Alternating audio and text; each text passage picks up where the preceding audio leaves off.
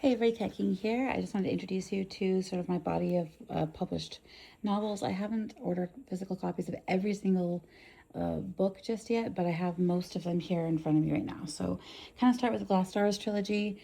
This is its own Glass Stars canon and lore. It's a fully developed sci-fi universe with a fully built out canon. And then I have my sci-fi and sci-fi horror and surrealist sort of magical realism combination.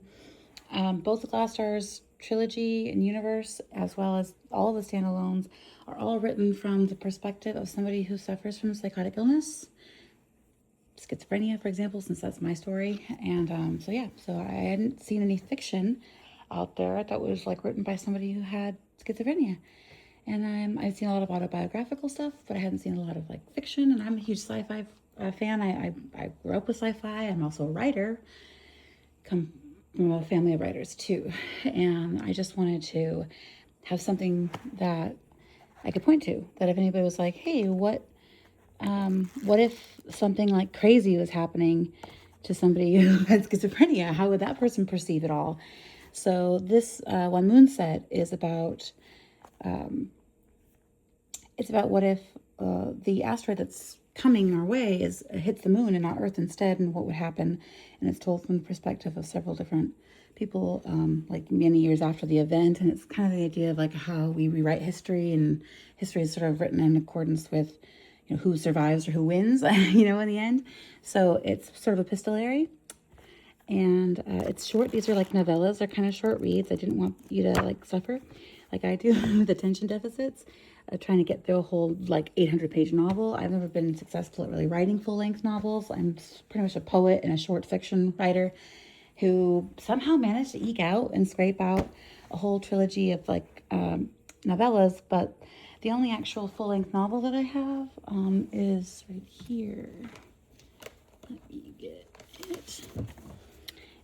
This one. This is actually an actual full-length novel. I wrote it for about my sisters and about our relationship with our mom, pretty much. But it's a sci-fi horror standalone novel.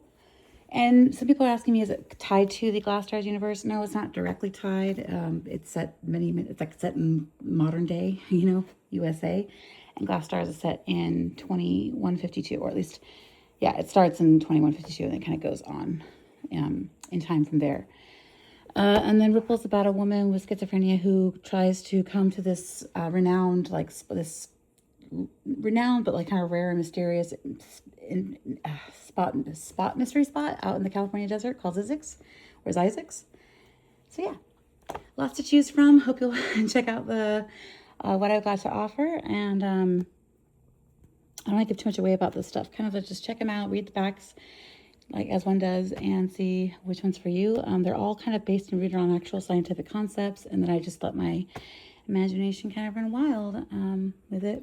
You can see that even the spacing is a little bit off on this one. I think I might do a little work to fix that, but other than that, it's looking pretty good. So yeah, The Sky We Could Not Keep, that's about the Kessler effect.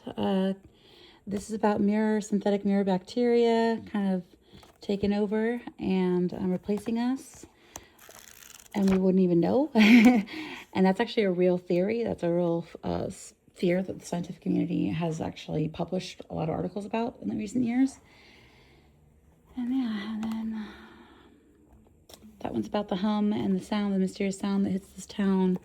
And yeah, so I don't want to, I don't want to give too much away, but I hope you'll check them out. And that's all I got for you at the moment. Stay tuned for more about Augmented World Expo 2026 and Shatterproof, which is my extended reality walkthrough. It's more semi-autobiographical, more autobiographical, stripped-down version of the full-blown Glass Stars universe-based immersive experience that we're still developing. This is kind of the underpinnings of it. So if you're interested in coming and checking that out, it'll be happening at Augmented World USA in Long Beach, June 16th to the 18th, and I hope to see you there. Thanks for tuning in. And if you're interested in learning more about me, just check out the rest of my channel and leave a comment or, a question if you have one. Thanks.